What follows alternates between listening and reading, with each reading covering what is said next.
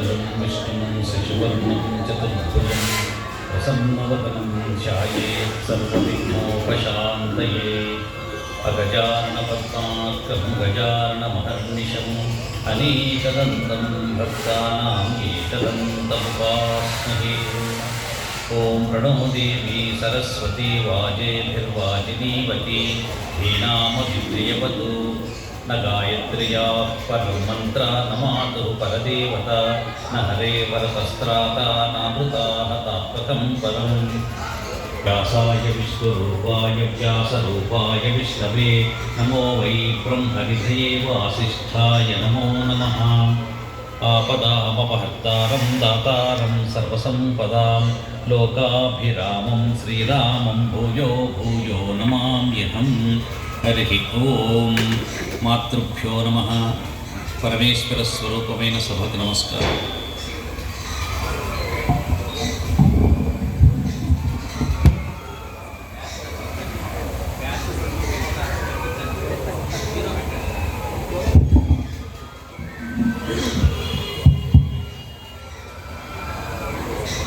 శ్రీ కైవల్యపదంబు చేరుటకునై చింతించెదన్ లోకరక్షైకారంభకు భక్తపాలన కళా సంరంభకు దానవోద్రేకస్తంభకు కేళిలోల విలస దృగ్జాల సంభూత నానా కంజాత భవాండ కుంభకు మహానందాంగనాడింభకు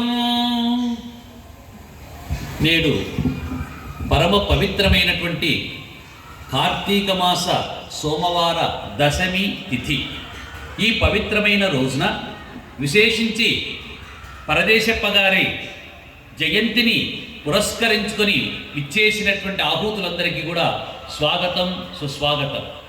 ఎంతోమంది విఘ్నులు పెద్దలు ఆశీనులైనటువంటి ఈ వేదిక పైన మరియు ముందు కూర్చున్నటువంటి భాగవతులందరికీ కూడా స్వాగతము చెబుతూ, ఎంతో శ్రమకు ఓర్చి ఇంత దూరం వచ్చిన తర్వాత భగవంతుని యొక్క ఆశీర్వాదము గురువు గారి యొక్క అనుగ్రహం పొందాలని ప్రతి ఒక్కరికి కూడా మనసులో ఉంటుంది.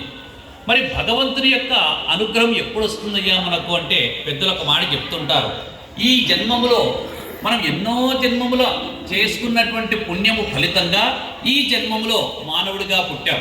అందుకే జంతువునాం నరజన్మ దుర్లభం అని ఉపనిషత్తులు చెబుతున్నాయి.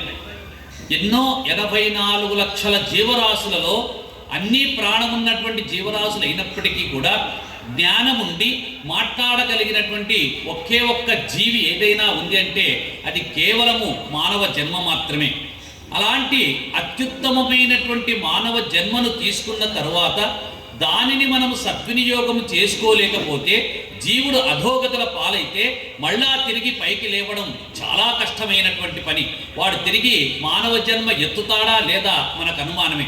ఎలాగంటే మనము మెట్టెక్కుతూ ఉంటాం, పైకి ఒకటో మెట్టెక్కాం, కింద పడితే సవరించుకొని రెండో మెట్టు వరకు వెళ్ళొచ్చు, కింద పడినా మూడో మెట్టెక్కొచ్చు, నాలుగో మెట్టెక్కొచ్చు, అట్లా ఎక్కుతూ ఎక్కుతూ ఎక్కుతూ 90 మెట్లు ఎక్కాం.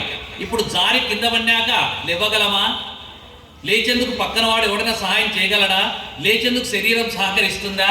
కాబట్టి ఇన్ని జన్మలు ఎత్తిన తర్వాత మనకు లభించినటువంటి మానవ జన్మను మనము సద్వినియోగం చేసుకోవాలి.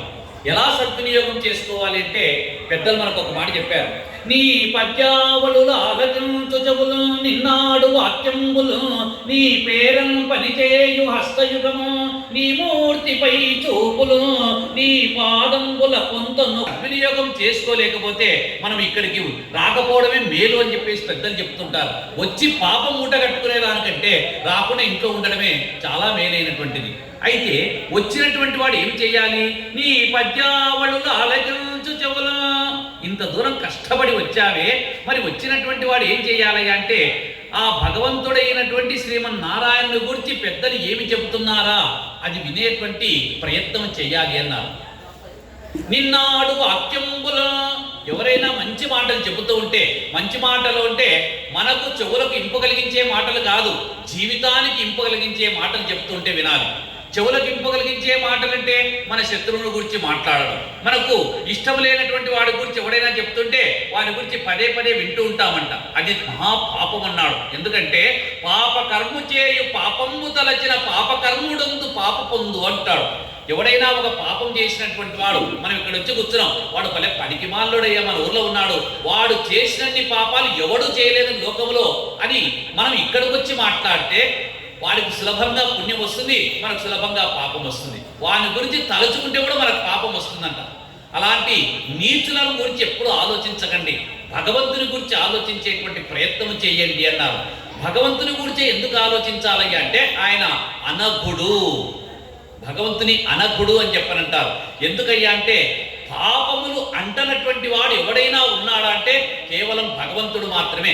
అతని గురించి ఆలోచించు, అతని గురించి 4 మాటలు మాట్లాడు, అతని గురించి ఒక పాట పాడు, అతని గురించి ఒక నాట్యము చేయి, అతని గురించి ఎవరైనా చెప్తుంటే సంతోషంగా వినేటువంటి ప్రయత్నం చేయి. అప్పుడే మన జీవితము అభ్యున్నతమైనటువంటి పదవులోకి వెళుతుంది అంటారు. కాబట్టి నిన్నాడు వాక్యములను నీ పేరన్ పనిచేయు హస్తయుగము. ఇంత దూరం వచ్చామే, మనము ఏమైనా ఒక సేవ చేసి తరించాలి అనేటువంటి ఆలోచనతో రావాలి ఇక్కడికి. ఇంత దూరం వచ్చాం, అరే రే అక్కడ అన్ని కుర్చీలు అక్కడ పడ్డాయి, తీసుకొచ్చి పైకి పెట్టాలి. అంతేగాని ఇక్కడనే కుర్చీ ఈడ్చుకొని పోయి ఆ మూలం తీసుకుపోయి కూర్చోకూడదు, అదొక పాపం అయిపోతుంది. గుడిలో చక్కగా శుభ్రం చేయాలి, పూలమాలన్నీ కూడా చక్కగా ఏర్పాటు చేయాలి, 10 మంది నీళ్లు తాగేందుకు నీళ్లు మొయ్యాలి, భోజనం చేసిన తర్వాత ఆకులు ఎత్తాలి, భోజనం చేసిన తర్వాత కంచాలు కడగాలి.